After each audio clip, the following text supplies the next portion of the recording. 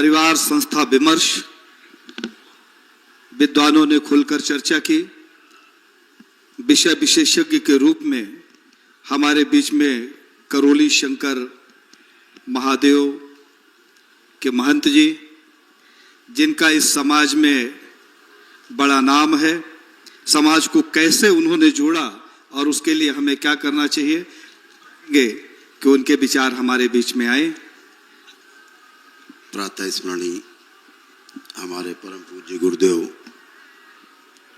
पंडित श्री राधा और अपनी माँ कामरू कामाख्या को नमन करते हुए हमारे धर्म के सर्वोच्च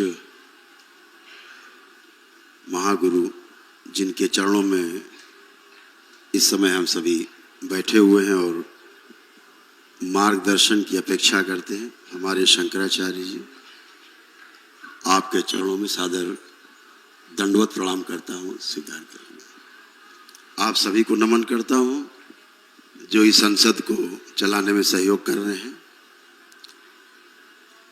मुझे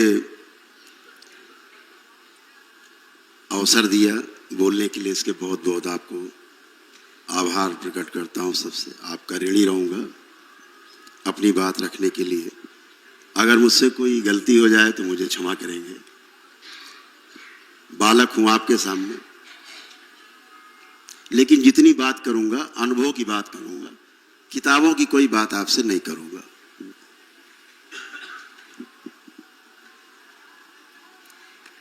सर्वप्रथम जितनी चर्चा हो रही है, यह चर्चा इसलिए सार्थक है क्योंकि धर्म को जानने वाला ही धर्म संसद चला सकता है और धर्म की व्याख्या कर सकता है, और इसलिए मैं शरण में आया हूं। मैंने उन सभी धर्म संसदों से किनारा किया है जो धर्म के बारे में कोई ज्ञान नहीं करते, ज्ञान रखते भी नहीं, राजनीतिकरण करते हैं। हमने छोटी सी बात समझी अपने जीवन काल में अनुभव से कि हमारे महापुरुषों ने जिस सर्वोच्च स्थान पर आप विराजमान हैं, यहां से जो हम हिंदू संस्कृति को मानने वाले सनातनी, हमारे महागुरुओं ने 4 आश्रम मानव जाति को सभ्य बनाने के लिए, सभ्य बना करके उनको अंत में 84 लाख योनियों के जन्म मरण के बंधन से मुक्त तक करने के लिए व्यवस्था बनाई थी। आज जो भी हम रोना रो रहे हैं, यह रोना उसी का है कि हमने उन 4 आश्रम को मानने से इनकार कर दिया है। यह अपराध हमने किया है, उस अपराध का दंड प्रत्येक परिवार भुगत रहा है। सबसे बड़ा अपराध किया है। बात परिवार से शुरू होती नहीं है।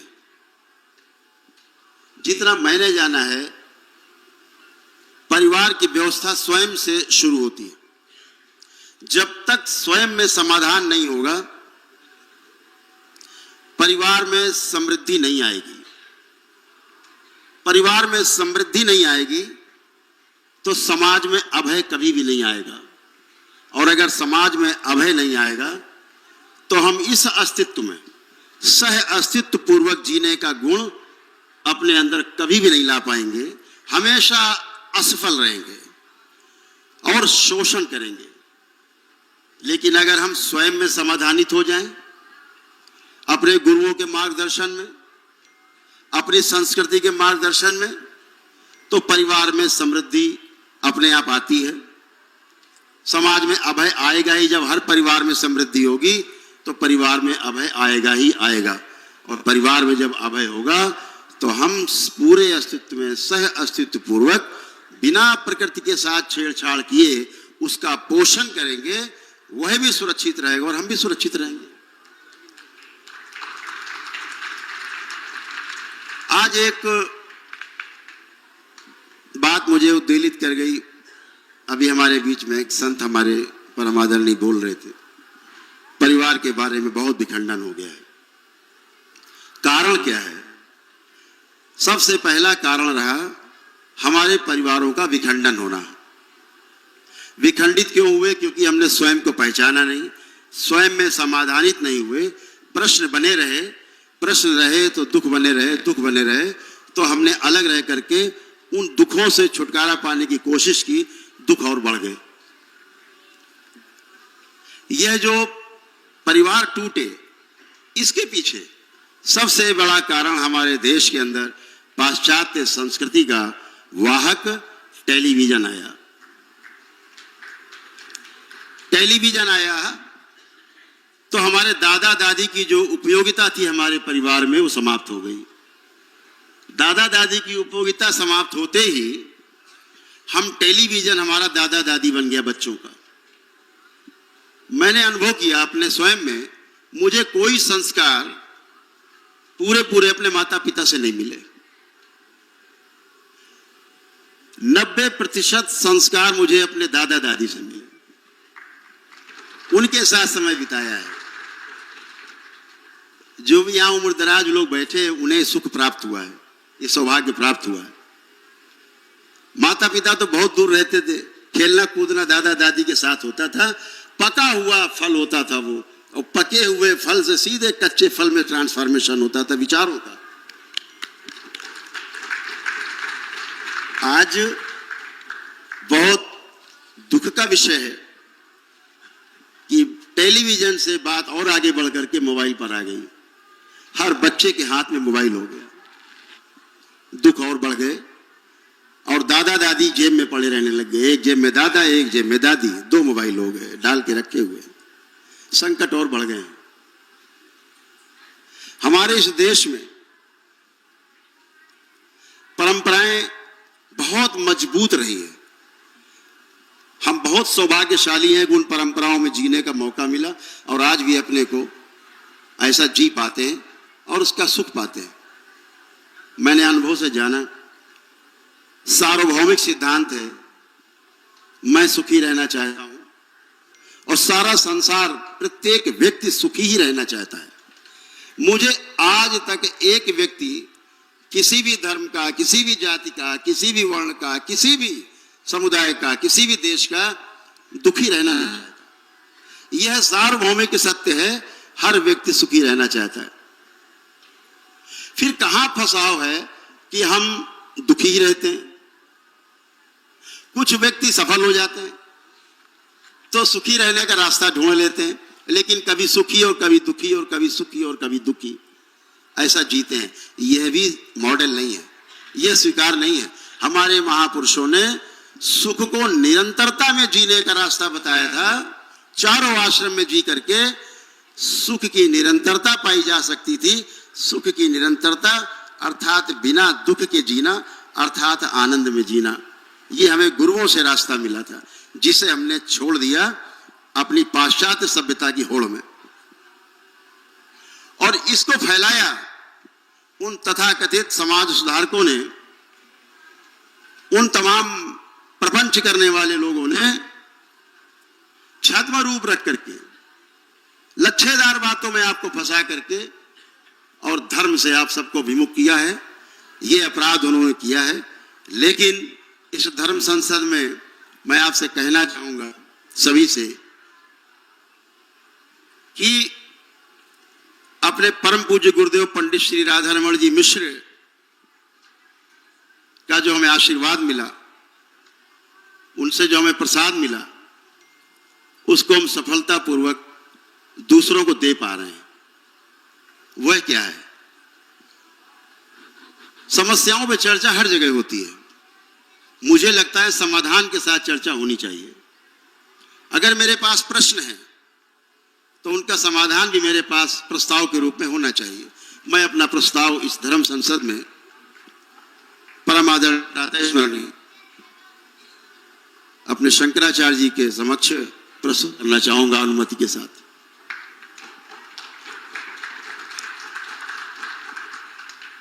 जिस भोलेनाथ और मां की शक्ति से, अपने परम गुरु के आशीर्वाद से, मां के आशीर्वाद से, वैदिक रूप से जो दरबार में वह दरबार कानपुर में भी है अपना, और हरिद्वार में भी है आश्रम, और मठ भी एक स्थापित किया था हमारे गुरुदेव ने, जो रायवाला में मठ भी मिश्री मठ के नाम से है।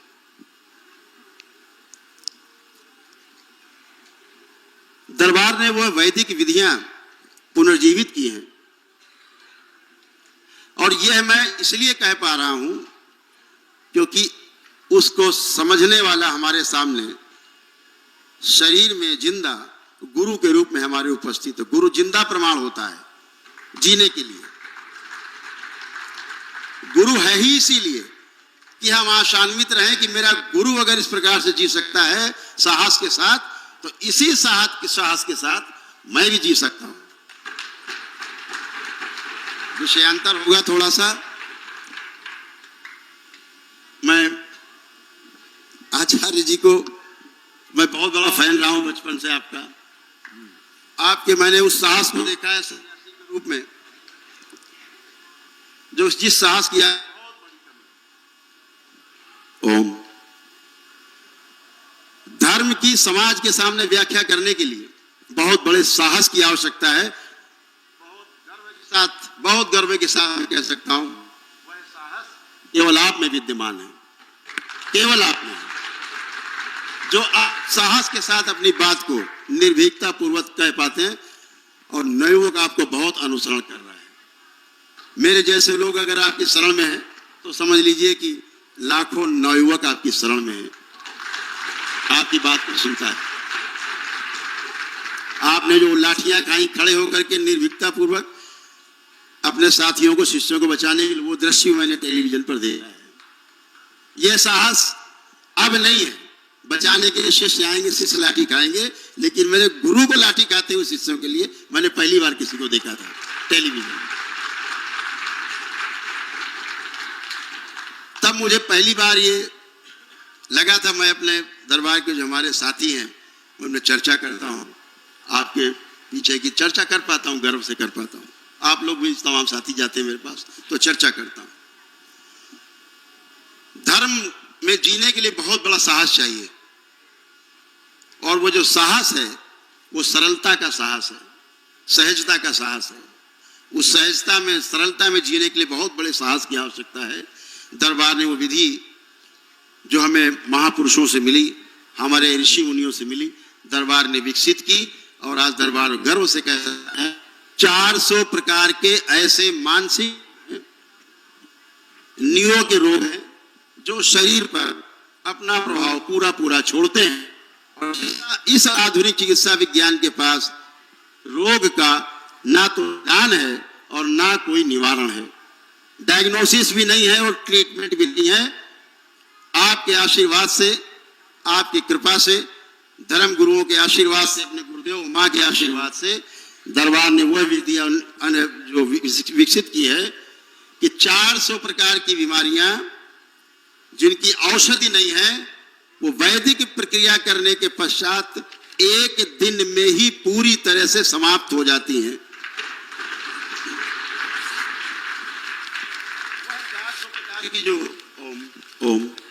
जो वह 400 प्रकार की बीमारियां हैं, मैं चाहूंगा मंच पर हमारे जो संसद के सचिव महोदय हमारे हैं, बीच में है पांडे जी, उनको दी जाएं, जो हमारे सर्वोच्च गुरु को ये समर्पित की जाए, जिस पे वो दृष्टिपात करेंगे। इस पे उनसे बाद में अलग से हम एक अपराध करेंगे, कभी समय लेकर के आपसे चर्चा करना चाहेंगे 5 मिनट के लिए। यह 400 प्रकार की बीमारियां हैं। जिस परिवार के आप संकट की बात कर रहे हैं, दरबार में आने के बाद बच्चे कभी भी भविष्य में मोबाइल को नहीं छू सकते। एक दिन की उस वैदिक प्रक्रिया के पश्चात बच्चे मोबाइल को छू नहीं सकते। आपके सामने मैं करके दिखाऊंगा, आपके समक्ष आप रखेंगे। तमाम लाखों शिष्य आपके भक्त हैं, लाखों की संख्या में, अनुष्ठान के द्वारा यह प्रक्रिया करेंगे, अपने ही प्रार्थना और संकल्प से उनका सब छूट जाएगा, सदा के लिए छूट। नशा कोई भी करता हो, किसी भी प्रकार का नशा हो, एक दिन के ही उस वैदिक कार्यक्रम में सामूहिक रूप से पूरे परिवार से नष्ट हो जाता है, पूरे डीएनए से। एक ही दिन में तलाक लेने वाले स्त्री पुरुष आप दरबार में बिठाइए, ऐसे 100 जोड़े बिठाइए जिनके तलाक चल रहे हों। आपके चरणों में निवेदन करते हुए बहुत गर्व हो रहा है मुझे कहने का, साहस कर पा रहा हूं, एक दिन के बाद वो जा करके अपनी तलाक की अर्जी वापस लेंगे। बच्चे जो माता पिता से विमुख होते हैं, चिड़चिड़ापन रहता है, घर से भागने का मन करता है, शादी विवाह करने का मन नहीं करता है, उस एक दिन के वैदिक अनुष्ठान के पश्चात आपके समक्ष खड़े होकर के बोले, यही बोलेंगे, परम गुरु महागुरु हम शादी के लिए तैयार हैं, विवाह करने के लिए तैयार हैं। Depression, anxiety disorders, bipolar disorders, जितने भी मानसिक रोग हैं, ओसीडी जो ऑब्सेसिव डिसऑर्डर जो बहुत ही खराब रोग है, सिजोफ्रेनिया, नकली भूत प्रेत की बीमारी, आतंक मचा रखा है लोगों ने देश में, गली गली में मजारे दरगाहें बना के, वो तो है ही। हमारे कुछ नकली लोग गेरुआ कपड़े पहन के, सफेद वस्त्रधारी, कुछ सर मुड़ा के हमारी तरह, कुछ बड़े बड़े दाढ़ी बाल रखा करके और गंदे तरीके से परिवारों को नष्ट करते हैं, भूत प्रेत के नाम पे लोगों को डराते हैं और उन परिवारों को गलत दिशा देते हैं। महाराज श्री, एक दिन के बाद कोई भूत प्रेत आता नहीं दरबार में आने के बाद कभी जीवन में। कम से कम हमारे YouTube चैनल पे 15,000 से ज्यादा वीडियोस पड़े हुए हैं। मेरे पास कई हजार लोगों का डेटा है परिवार का जो स्वस्थ हैं। आफ्टर बिफोर दोनों रिपोर्ट्स, मेडिकल रिपोर्ट्स अपने पास हैं। ये दो बीमारियां हैं 400 जो एक दिन में जाती हैं, लेकिन जो एकदम असाध्य है, जैसे कैंसर है, हार्ट अटैक का है, ब्रेन स्ट्रोक का है, ब्रेन हेमरेज का है, लकवा का है, ऐसे तमाम बीमारियां हैं। जो ऑटिज्म है, सीपी चाइल्ड है, सेरेब्रल पाल्सी होती है, या डाउन सिंड्रोम्स हैं, इसके भी हजारों बच्चे दरबार से अपने माता पिता के संकल्प से स्वस्थ हो चुके हैं और बाकी स्वस्थ हो रहे हैं। सबका रिकॉर्ड हमारे पास है। अगर आप ऐसी संसद बुलाएंगे तो हम आपके सामने कम से कम 5,000 लोग बिठा देंगे परिवार, जो कहेंगे आपके सामने दंडवत होकर के कि हम स्वस्थ हैं, शारीरिक, मानसिक और आध्यात्मिक रूप से हम स्वस्थ हैं। यह वैदिक विज्ञान पुनर्जीवित हुआ है और यह पुनर्जीवन कुछ नया नहीं है। हमारे महागुरुओं से, हमारे पूर्ण गुरुओं से, हमारे परम पूज्य गुरुओं से हमें प्राप्त हुआ, जिसको हम सफलतापूर्वक दूसरों में ट्रांसफर कर पाते हैं। तो चिंता करने की आवश्यकता नहीं। सनातन धर्म में, वैदिक व्यवस्था में ये सब कुछ उपलब्ध है। इस बड़े मंच से बड़े गर्व के साथ हम कहना चाहेंगे, जो भी परीक्षा लेने चाहे, मैंने तो मीडिया को भी बिल्कुल तब भी कहा था खुलेआम, आज मेरा चैलेंज उनके सामने स्पष्ट है। अभी जब बुलाया मुझे एबीपी न्यूज ने, तब भी मैंने कहा कि मेरा चैलेंज आप सबको पूरे मीडिया, आज भी है, कल भी था और हमेशा रहेगा, पूरे मैदान में बुलाइए 100, 200, 500, 1000, 2000 परिवार, और एक दिन में इन 400 बीमारी से छुटकारा नहीं पाए, अगर एक परिवार का एक बच्चा रह जाए, एक बच्चा हजारों में, उसी दिन दरबार बंद कर दूंगा, दरबार चलेगा ही नहीं। मुझे गलत साबित करो। आज तक आपकी कृपा से, आशीर्वाद से महाराज सिंह गलत नहीं साबित कर पाए, बातें कर पाए, गलत नहीं साबित कर पाए। बहुत कुछ है, बहुत कुछ कहना है, समय की मर्यादा है, और कभी जरूर हम आपके बीच में परिवार की परंपरा के बारे में बहुत कुछ कहना चाहता हूं। हमारे भगवान राम, हमारे भगवान श्री कृष्ण, बुद्ध रहे हो, महावीर रहे हो, परिवार परंपरा में ही जी करके आए, लेकिन वह उन परंपराओं का उन्होंने जो हमारे महापुरुषों ने बनाई, उनका पालन करके वो भगवान कहलाए हैं। उन चारों आश्रमों को नकार करके कोई भगवान कहलाया नहीं, कभी भगवान कहला सकता नहीं। महामानव तो छोड़ दीजिए, मानव भी नहीं बन सकता है। ये अगर शक्ति है, ये मर्यादा अगर हम पालन करते हैं चारों आश्रमों का, वो 100 वर्ष की उम्र की परिकल्पना थी, अब हम 70 वर्ष की मान लें, परिकल्पना कर लें, औसत उम्र की 70-80 उम्र की, तो अभी भी हमारे पास बहुत समय है और हम उसका पालन कर सकते हैं, परिवार में अच्छे से जी सकते हैं। दरबार में वैदिक प्रक्रिया के द्वारा, मैं ये नहीं कहता कि 4 दिन में होगा, 6 दिन में होगा, 10 दिन में होगा, एक ही दिन में होगा। और महाराज श्री बहुत गर्व से मैं अभी भी कहना चाहता हूं, मैं आपके चरणों में बैठा हूं, इस सर्वोच्च गद्दी के चरणों में हूं। यहां किसी भी व्यक्ति के अंदर वर्तमान समय में ये शिव और शक्ति की महिमा है, किसी के भी अंदर एक गंदा विचार, एक सेक्सुअल थॉट्स इस वर्तमान समय में भी नहीं आ सकता। और इतने नहीं महाराज श्री, कोई ला भी नहीं सकता। अगर अभी कोई कहते कि आ रहा है मेरे अंदर गंदा विचार, तो हाथ उठा सकता महाराज जी। अभी ये प्रभाव शिव शक्ति का यही परीक्षण हो जाए, आज हो जाए, आपके चरणों में हो जाए परीक्षण। जितने लोग बैठे, किसी के अंदर एक गंदा विचार आ रहा हो, अपने दुश्मन के लिए भी आ रहा हो, तो हाथ उठा सकता है। आप बिल्कुल स्वतंत्र हैं। चेक कर लीजिए आंख बंद करके, सभी लोग इसको देखिए, अपनी वैदिक पर अपनी गुरुओं की शक्ति को पहचानिए, इस धर्म को पहचानिए। जो भागते हो कि ईसाइयत में जाना है, भाग के हमारे धर्म में कोई शक्ति, चले जा रहे हैं वहां, भागते हो करके गिर रहे हैं। आप देखिए ये स्मृतियों का खेल है। अगर गंदी स्मृतियां नष्ट की जाए, परिवर्तित कर दी जाए, स्तंभित की जाए, यह तंत्र में व्यवस्था है, क्योंकि तंत्र स्वयं में व्यवस्था है, आप में कभी नहीं आ सकता। सब जितने बैठे हैं सब सभी लोग देख सकते हैं। इतने बच्चे बैठे, किसी को मोबाइल देखने की इच्छा अंदर से नहीं हो रही है, सारे बच्चे चेक कर सकते हैं। महाराज श्री बहुत गर्व से कह रहा हूं, सनातन धर्म के छत्र छाया में आपके चरणों में बैठ के कह रहा हूं, सब आप सब देख सकते हैं। किसी में आ रहा विचार, दुश्मन के लिए भी आ रहा हो, आप ला के दिखाइए, पूछ लीजिए महाराज से, किसी में आ रहा हो, आ नहीं सकता। और जब वैदिक प्रक्रिया करेंगे तो क्या होगा? परिवार ऐसे ही स्वच्छ थे, महागुरुओं की शरण में स्वस्थ थे।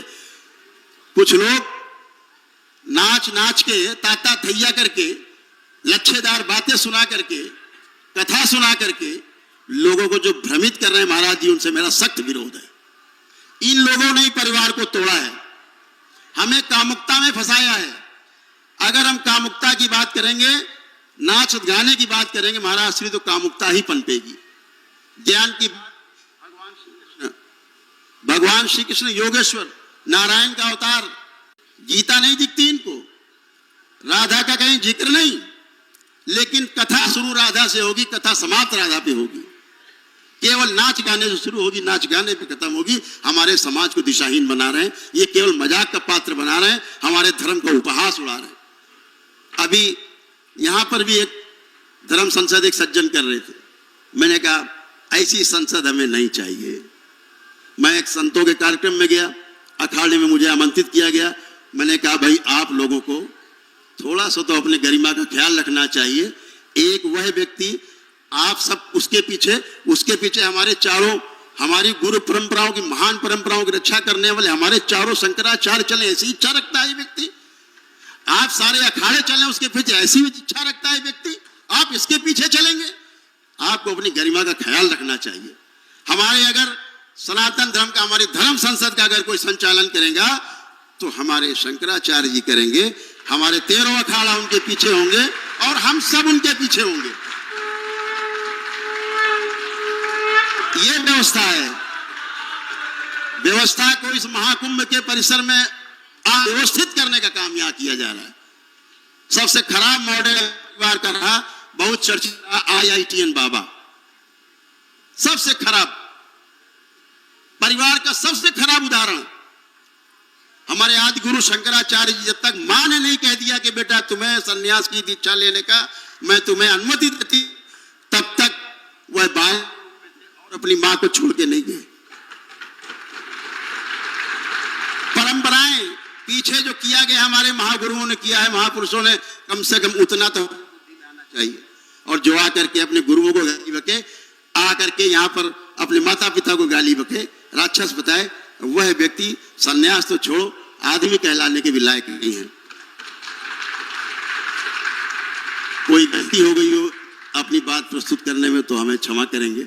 बात बहुत करना चाहता हूँ घंटों आपसे। ये लोभ मेरा जो है बहुत बढ़ता जा रहा है, लोभ, इसको समाप्त करने की कृपा करें। और आपसे पुनः बहुत वार्ता करूँगा और आपसे अनुरोध करूँगा, ये अपराध करूँगा कि कभी 10 मिनट का समय जरूर देंगे, तो आपसे वार्ता होगी। हरिहर। बहुत बहुत धन्यवाद आपको, आप लोगों ने बहुत सुना हमको, इसके लिए बहुत धन्यवाद। हरिहर।